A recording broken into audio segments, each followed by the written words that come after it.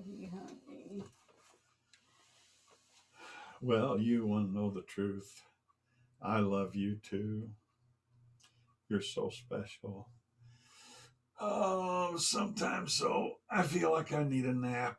Here it's the middle of the day. Well, hello. Pastor John Chamness here with Family Worship Center in Chester, Illinois, with my lovely wife, Grace. You know, sometimes Grace asks me, she says, "How did you sleep last night?" Usually my response is pretty good. And sometimes I answer, okay, but not enough.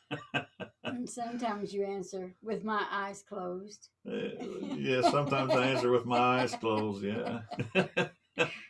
Yeah, I tell her sometimes when we retire at night, and then the light will be on. We have a reading light above our bed, and so the light will be on. She'll say, "Don't you turn the light off when you sleep?" I'd say, "No, I close my eyes."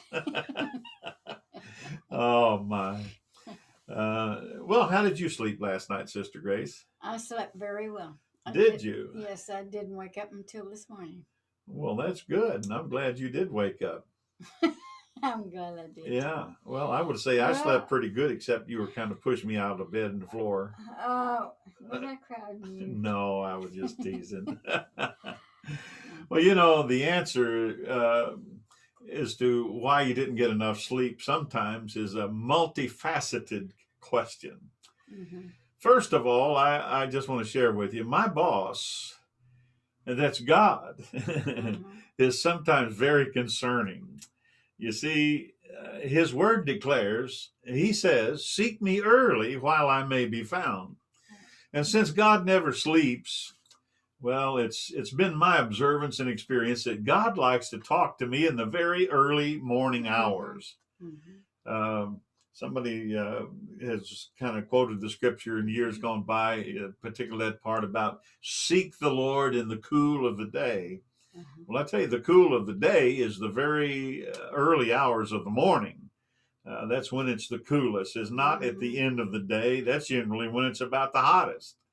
But anyway, God likes to talk to me at that very early morning hour a lot of the time. And it's not unusual for him to awaken me at 2:30 or 3 o'clock a.m. and to talk to me about what he feels is important. And I'll be honest with you, sometimes I've asked him if he couldn't wait till after daylight anyway and give me a few more hours of sleep. But I want to tell you the truth, that never works. Sometimes our sleep and rest are bothered by our conscience, though things not right that we haven't dealt with. And well, another facet is, or another hindrance to our sleep might be the birds outside our window. At our home here, at roughly 15 minutes to a half hour before daylight, every day, there are several birds just outside our window that love to begin singing and talking to God about, well, whatever they talk to God about. They wake me up before my time to arise. I like to wake up, right about daylight time, not before. That extra 20 minutes or so would be a blessing. Well, along these lines, the Bible book of Ecclesiastes, chapter 10, verse 20, gives us some information about birds. "Curse not the king, no, not in thy thought, and curse not the rich in thy bedchamber, for a bird of the air shall carry the voice, and that which hath wings shall tell the matter." I don't know how you see it, but my understanding is that those birds are talking to God, who understands their language as well as he understands mine. And they're telling him about what we have said and done in the secrecy of our bedchamber. Whoa, that can be a frightening thought, can't it? Yes. Well, I'm also reminded of a story about Booker T. Washington. Booker T. Washington was a slave preceding the war between the states, or what's commonly referred to as the Civil War. Mr. Washington told this story about his mother and about his family when he was young. Every morning, the slaves on that plantation where his family were enslaved, they were awakened by the crowing of a rooster long before daylight, and that was a signal for them to awake and to get ready, go out and work in those cotton fields. That rooster's crow came to symbolize a life of long days and, well, backbreaking labor. But then came the Emancipation Proclamation and freedom for all the slaves. Well, the first morning after Booker was awakened by the rooster again, well, the first morning he heard about the freedom given and offered to the slaves. When he woke up, he heard that rooster again. Only this time, his mother had already gotten up and was out chasing it around the barnyard with an axe. Mr. Washington says, that day, the Washington family fried and ate their alarm clock for lunch.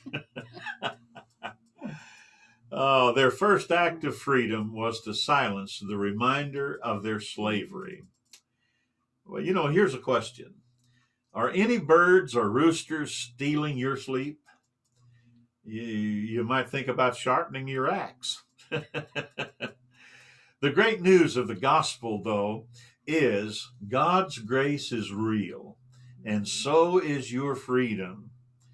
There may be a bird or there may be someone else that's trying to take your rest, or who is accusing you using your own secrets. They're accusing you before the eternal judge. But God has given us the answer. Romans chapter 8, verse 1 says, there is no condemnation to those who are in Christ Jesus, who do not walk according to the flesh, but according to the Spirit. And God says in Isaiah 43, verse 25, I, even I, am he who blots out your transgressions for mine own sake, and I will not remember your sins. Philippians 4, verse 4, be careful, don't worry about anything, but in everything, with prayer and supplication, let your request be made known with thanksgiving unto God. God is able to do, and God is willing to listen if you'll trust him. And God would have you to be free from whatever steals your rest. Having difficulty with your rest? Why not talk to God about these things yourself? You see, you can talk to God about things that you couldn't possibly talk to me about.